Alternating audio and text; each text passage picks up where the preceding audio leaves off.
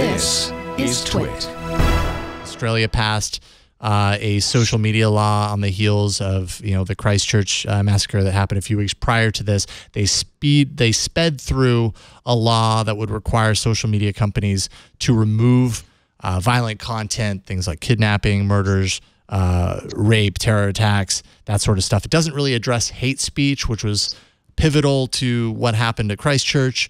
But Australia, nonetheless, pushed this through very rapidly, I think in like 5 days from inception to passing it through. The UK released their online harms white paper. This was published on Monday. Which I have right here. Oh. I've read almost the entire thing. Oh, good. And I've had to be pulled back from suicide a few times. Oh, boy. They're killing the net. Oh, it's awful. It's awful.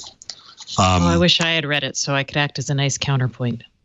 Well, so no, I don't think you would, Stacey. I actually don't think you would. So what they're doing is they're going to tell the platforms you're responsible for taking down illegal content and illegal behavior. Okay, and then they're going to tell them, well, you also have to take down legal but harmful behavior.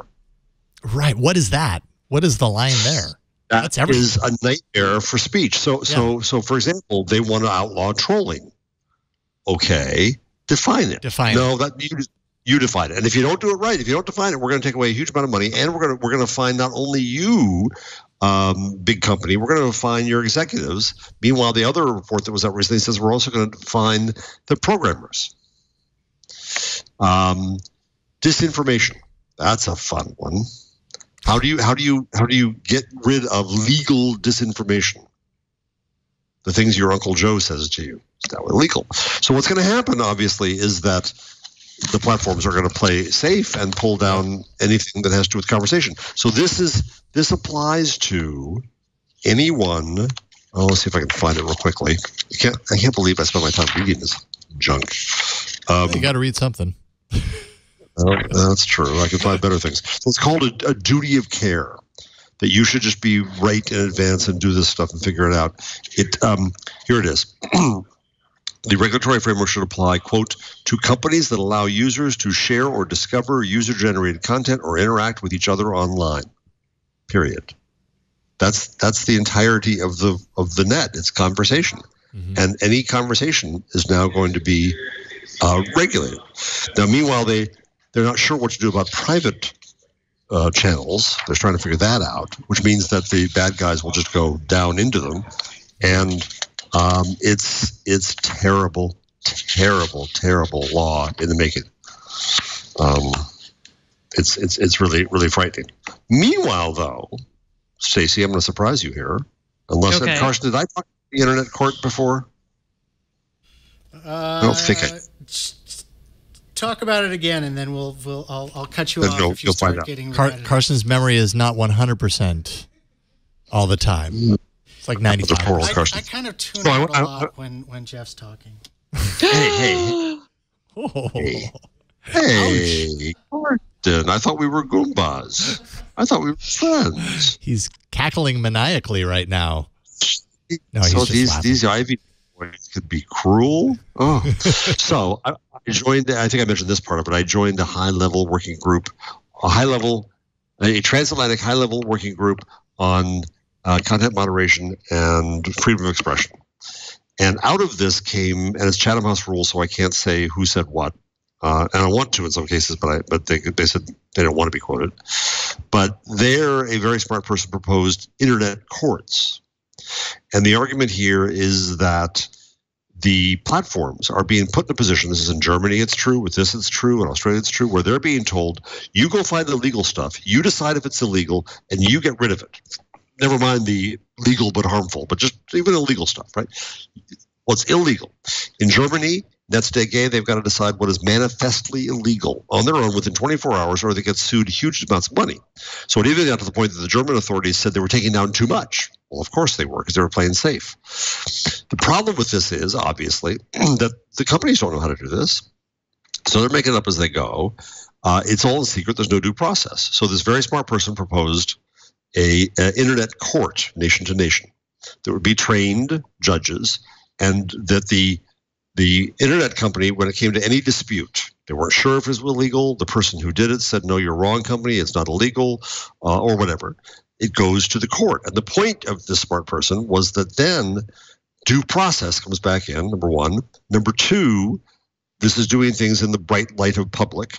And number three, that's where we're supposed to negotiate our legal norms in this world, is in court, in the public, with due process. And so I found that actually appealing, because then the government is doing what the government's supposed to do. It should be write very clear laws and have very clear enforcement of them in the courts with due process.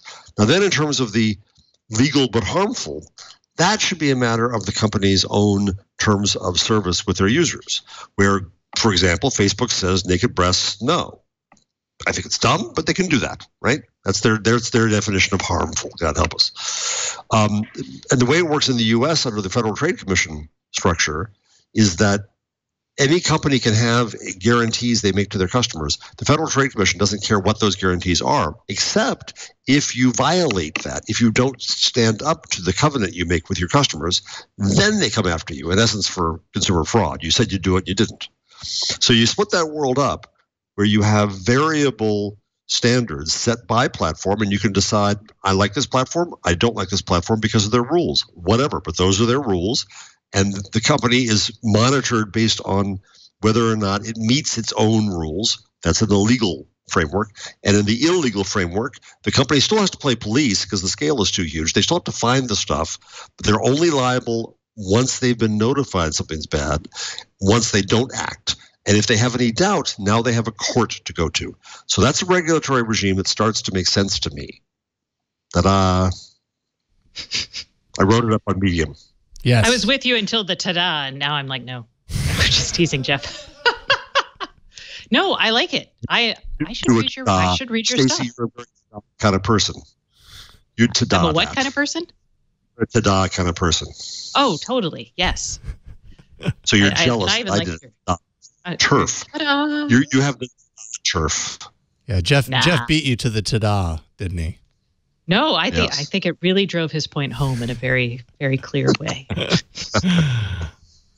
Internet. But meanwhile, governments are going berserko. Yeah. You also have the French fake news law. You have Singapore. They have a fake news law where things that are wrong are illegal. That's a fast track to authoritarianism. And these governments don't know what the F to do. They already have laws in almost every case.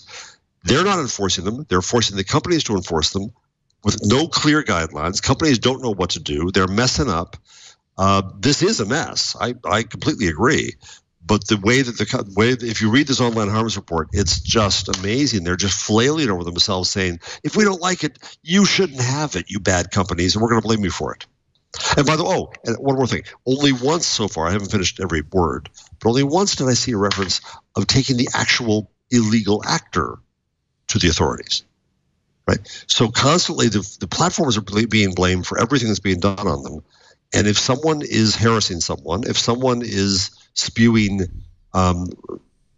terrorist or race hate, vitriol, and if the country wants to say that's illegal, then what of the person who spews it? Forget where it was spewed. Go to the spewer.